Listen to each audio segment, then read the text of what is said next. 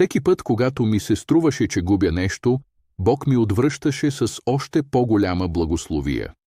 Затова, скъпи приятелю, когато изпитваш объркване, страх и безпомощност, продължавай да се молиш и да се уповаваш на Него. Той винаги е до теб, пазите и проправя път там, където ти още не го виждаш. Уповавай на Господа от все сърце и не се облягай на своя разум. Във всичките си пътища познавай Него и Той ще оправя пътеките ти. Притчи 3, от 5 до 6. Предай всичко спокойно в Неговите ръце.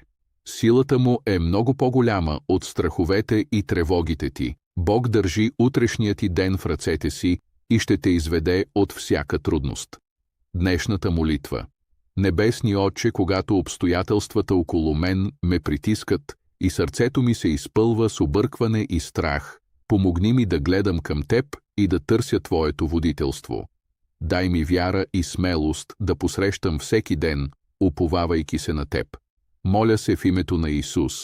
Ако вярваш в Божията благодат, отговори: Амин.